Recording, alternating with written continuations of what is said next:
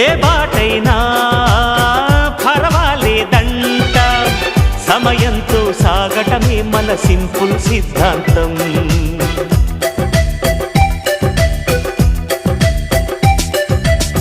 చిరుగాలికి పరిమళమిచ్చే సిరిమల్లెల వనమై ఉందాం, గగనాన్ని నేలను కలిపే హరివిల్లుల వంతెన అవుదాం.